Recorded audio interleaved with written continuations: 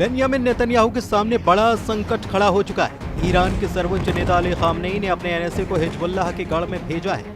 Hezbollah का गढ़ यानी कि लेबनान की राजधानी बैरूत, और बैरूत से जो 3 बातें निकलकर सामने आई हैं उसे लेकर व्हाइट हाउस तक हड़कंप मच गया। अगले कुछ दिनों के अंदर पश्चिम एशिया में एक नया फ्रंट खुल सकता है। वैसे खबर ये भी है कि इजराइल अब ईरान पर फिर से स्ट्राइक करने का प्लान बना चुका है। जब गाजा में बम फट रहे थे, जब गाजा पर बंकर बस्टर गिर रहे थे, इसी दौरान 24 घंटे के अंदर इजराइल ईरान के बीच बहुत बड़ा उलटफेर हो चुका है। ईरान ने इजराइल के खिलाफ हिजबुल्लाह को फिर से सुपर एक्टिव कर दिया है। हसन नसरल्लाह की बरसी पर ईरान के राष्ट्रीय सुरक्षा परिषद के सचिव अली लारिजानी पहुंच गए लेबनान। लारिजानी ने बैरूत पहुंचकर साबित कर दिया कि ईरान हिजबुल्लाह के साथ खड़ा है। हसन नसरल्लाह के बेटे जवाद नसरल्लाह यानी कि जूनियर नसरल्लाह ने भी कह दिया है कि हिजबुल्लाह हथियार नहीं डालेगा, यानी कि इजराइल को टक्कर मिलती रहेगी। यह है लेबनान की राजधानी बैरूत, जिसमें दक्षिण का ये इलाका हिजबुल्लाह का गढ़ कहा जाता है। हजारों लोग जुटे हैं। मौका हसन नसरल्लाह की बरसी का है। ये लोग उसी जगह इकट्ठा हुए जहां पर नसरल्लाह की कब्र है, और यहां लगे पोस्टर बता रहे हैं कि हिजबुल्लाह सुपर एक्टिव हो चुका है और उसको फिर से सक्रिय करने वाली ताकत ईरान है। नसरल्लाह की बरसी पर हिजबुल्लाह के मौजूदा चीफ नईम कासिम का वीडियो संदेश दिखाया गया। नईम कासिम ने साफ साफ कह दिया कि हिजबुल्लाह जंग के लिए तैयार है। जहां पर नईम कासिम का भाषण चल रहा था, वहां आसपास लगाए गए पोस्टर्स में ईरान के सर्वोच्च नेता अली खामनेई की तस्वीर थी, और साथ में कई जगह हसन नसरल्लाह की तस्वीरें लगाई गई। ये वीडियो देखकर नेतन्याहू की फिक्र बढ़ जाएगी, क्योंकि नईम कासिम ने कह दिया है कि हिजबुल्लाह के लड़ाके हथियार नहीं डालेंगे। इस युद्ध में वो कुर्बानी देने से पीछे नहीं हटेंगे। नईम कासिम ने जो बात कही उसके पीछे ईरान से मिलने वाला इशारा भी है। हसन नसरल्लाह की बरसी पर ईरान के राष्ट्रीय सुरक्षा परिषद के सचिव अली लारिजानी का होना एक बहुत बड़ा मैसेज है।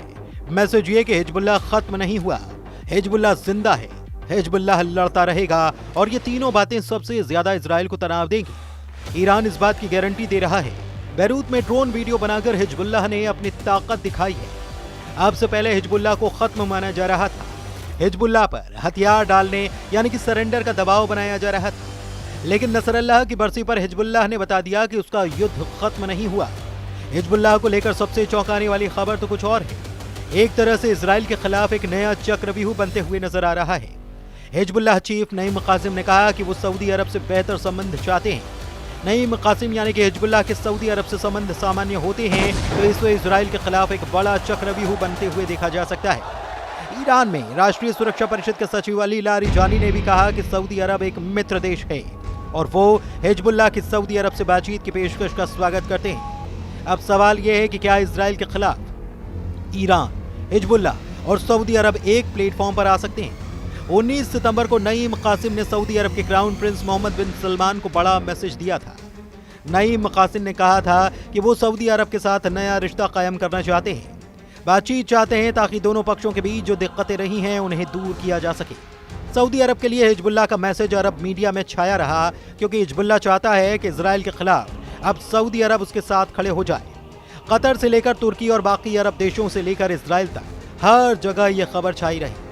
गजा में इजराइल की बमबारी, 66,000 लोगों की मौत और 700 दिनों से ज्यादा चली आ रही जंग को लेकर पश्चिम एशिया में बहुत कुछ बदल चुका है। हिजबुल्लाह को लेकर अरब देशों का नजरिया भी बदला है, क्योंकि इजराइल से लगने वाली सीमाओं में सिर्फ लेबनान का हिजबुल्लाह ही रहा है जिसने इजराइल को टक्कर दी। लेकिन ये टक्कर भी हसन नसरल्लाह की मौत के बाद से कमजोर पड़ी है। हालांकि अब बैरूत में इकट्ठा हुई हजारों की ये भीड़ बता रही है कि हिजबुल्लाह फिर से खड़ा हो रहा है। ठीक एक साल पहले 27 सितंबर 2024 को लेबनान की राजधानी बैरूत पर इजराइल का हमला हुआ था। इतने धमाके हुए कि हिजबुल्लाह की लीडरशिप को 100 मीटर गहरे बंकर में पूरी तरह से खत्म कर डाला। इजराइल ने एक साल पहले हिजबुल्लाह चीफ हसन नसरल्लाह को मार डाला था। तब हिजबुल्लाह कमजोर जरूर हुआ, क्योंकि उसकी लीडरशिप पर बार बार हमले हुए। अब 27 सितंबर 2024 को याद करने के लिए बैरूत में हजारों लोग इकट्ठा हुए। पोस्टर्स में हिजबुल्लाह के उन तमाम कमांडर्स की तस्वीर है जिनको इजराइल ने लगातार हुए हमलों में खत्म कर दिया। इसमें कोई शक नहीं कि लेबनान में इजराइल का दायरा बढ़ा है। इजराइल की फौज लेबनान में भी घुसी, लेकिन फिर उसे वापस लौटना पड़ा। अब 24 घंटे के अंदर बेंयामिन नेतन्याहू को मिला है बड़ा चैलेंज। ठीक उसी तारीख जब नसरुल्लाह को मारा गया, उसके एक साल बाद यानी कि 27 सितंबर 2025 जूनियर नसरल्लाह यानी कि हसन नसरल्लाह के बेटे जवाद नसरल्लाह ने दी है बड़ी वार्निंग। जवाद नसरल्लाह का दावा है कि हिजबुल्लाह से हथियार छीनने के बारे में सपने में भी नहीं सोचा। ईरान के सर्वोच्च नेता अली खामनेई भी कह चुके हैं कि हिजबुल्लाह की ताकत कोई नहीं मिटा सकता और उससे कोई हथियार नहीं छीन पाएगा। बैरूत में मनाई गई बरसी में जूनियर नसरल्लाह यानी कि जवाद नसरल्लाह को भी देखा गया। जवाद नसरल्लाह को बहुत उम्मीदों के साथ देखा जा रहा है। हिजबुल्लाह कैडर लेबनान में हिजबुल्लाह का शक्ति प्रदर्शन बता रहा है कि इजराइल को चौकन्ना रहना पड़ेगा। तो क्या जूनियर नसरल्लाह ने हसन नसरल्लाह के मिशन को पूरा करने की ठानी?